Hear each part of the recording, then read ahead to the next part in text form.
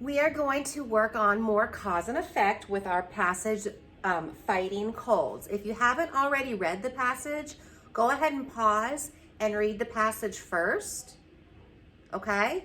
We read it through at least twice, okay? So you go ahead and read it through first. So pause me, do that. Okay, so now that you should have read the passage, I'm going to read it out loud and you can follow along. You can even whisper read it with me or say it out loud with me.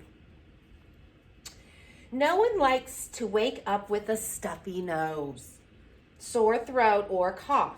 Colds are caused by bacteria and viruses. Oh, I already see the word caused. Bacteria and viruses get in your body through breathing air. Food can carry bacteria and viruses. Cuts are another way that germs can enter our bodies. A sick person can cough in the air. As a result, germs then spread in the air. As a result, clue. Which we know that going with all the COVID stuff going on, which is why everyone's wearing masks. People near the sick person breathe in the germs. This can cause them to get sick as well. People who are sick should always cover their mouths with tissues when they cough. This will prevent others from breathing in germs. And at school last year, you were taught to sneeze like that. Someone who is sick can get their germs on surfaces. If you touch those surfaces, the germs transfer to you, which is why we wash hands and use our hand sanitizer. Even if harmful germs enter our bodies, we have immune systems that can fight these germs off. Another way to prevent getting sick is to keep your body healthy. This keeps your immune system strong. You can keep your body healthy by getting plenty of sleep and eating healthy foods. This will help your body fight off any harmful germs that enter it. Okay, so now we're going to answer these questions. We're talking about the text structure of cause and effect. Now it does say you can use crayons to highlight your answers, but you don't have to. If you want crayons, red, orange, yellow, green, blue, and purple, but you don't have to today since we're doing this together. Question number 1, remember you're writing these answers. How are the paragraphs in this passage connected? What clue words help you determine that? What does this question mean, Mrs. Peters? How are they connected, right? Connected means held together. They are connected through what text structure?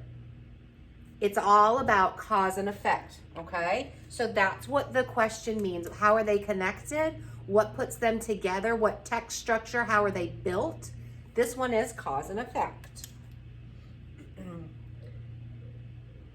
So when we answer questions in a complete sentence, we take off the question words.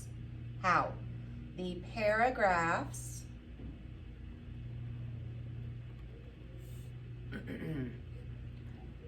are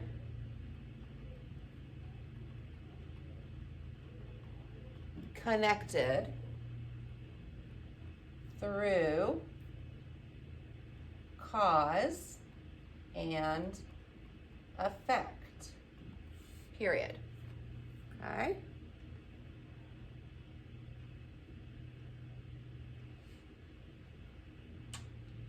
And the second part of the question says, what clue words helped you determine this? Well, as I was reading, we saw the clue words. We saw the word cause, and we saw the word result. What is the result? What is the effect? Okay? Clue words were cause and result. Period.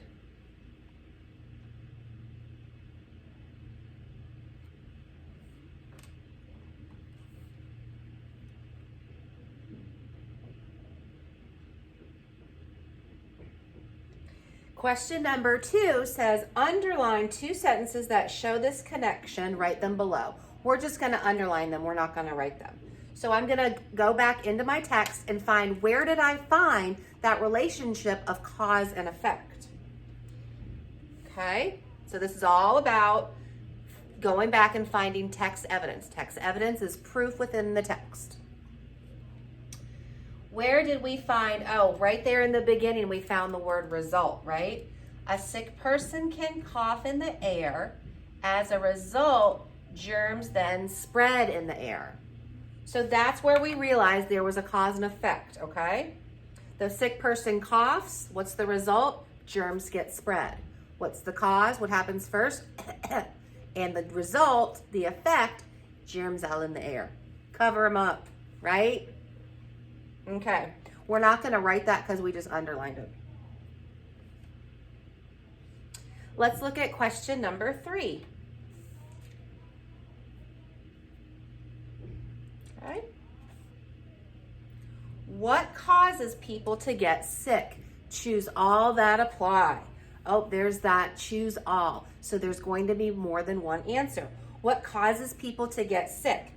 Hands with germs, bacteria in the air, a healthy immune system, or food with bacteria. Does hands with germs cause people to get sick? Yes. Okay, I can go back and find that in paragraph 3. If you touch those surfaces, germs transfer to you and then they enter your body. Okay, part B, bacteria in the air. Does that cause people to get sick? It does. We talked about that when people sneeze and they leave germs in the air. So B would be correct also, so circle B. A healthy immune system. Well, if you're healthy, does that cause you to get sick? No. Nope. And food with bacteria and viruses. Let's see, where can I find that? Yep. Okay. So food with bacteria or viruses, that's in our last paragraph. Eating healthy food, but if the food has bacteria or a virus, then that could cause you to get sick. Okay? So A, B, and D.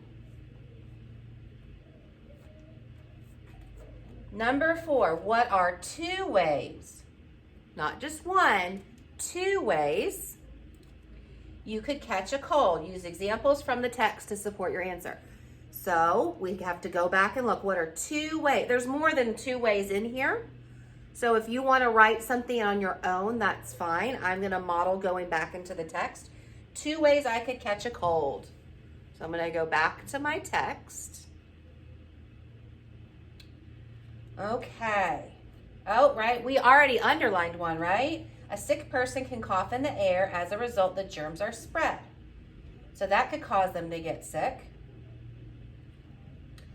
Someone who is sick can get their germs on surfaces, and if you touch them, you could get sick that way. Okay? So we can write those 2 things down. All right. You can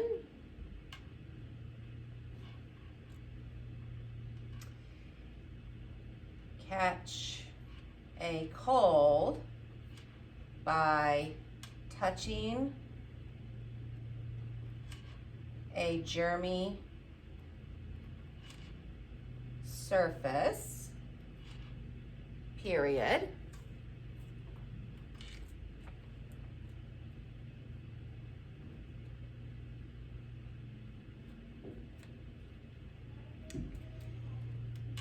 You can also catch a cold.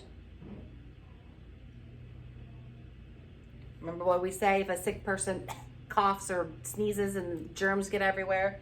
You can also catch a cold if a sick person coughs and you breathe in the germs. Okay, this is important, especially nowadays, like we said. Covering your mouth, washing your hands after, getting hand sanitizer after, when you're going to Publix or Walmart, wearing your mask so you don't breathe in sick germs. Okay? Everyone's being really careful at school.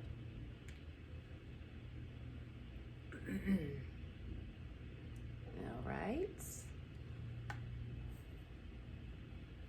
Number 5, why should you cover your mouth with a tissue when you cough? Choose all that apply. Why should you cover your mouth with a tissue when you cough? Okay, let's go back and find our text evidence. So I am looking at the second paragraph because I'm scanning a clue word. The question is about tissue and coughing. So I'm just going to take my eyes. I'm not even going to read all the words. I'm just going to start scanning to see if I can find the word, and then I'll stop, read around it, and that might be an easy way to find stuff. A sick person can cough. Okay, there's cough, tissue. Oh, there's the word tissue. So now I'm going to read that paragraph to see if I answer my question. Why should you cover your mouth with a tissue when you cough? A sick person can cough in the air. As a result, germs then spread in the air. People near the sick person breathe in the germs. This can cause them to get sick. People who are sick should always cover their mouths with a tissue when they cough. This will prevent others from breathing in germs. All right, let's look at our answer choices. Okay. Why should you cover your mouth when you cough? To make your immune system healthy. Well, if you cover, are you making yourself healthy? No, you're keeping other people healthy. B, to prevent yourself from getting sick. Can you prevent yourself by using a tissue? No. To prevent germs from spreading in the air. Yes, we read that. To prevent germs from spreading on surfaces. Yes, if you use a tissue, it's not going to fly out onto the desk, right? Okay, last question. What will happen if harmful germs enter your body and you have a weak immune system? So what would happen if your immune system, your body that fights off germs, is weak and the harmful germs get in your body? What could happen? Yep, you could get sick. You could get sick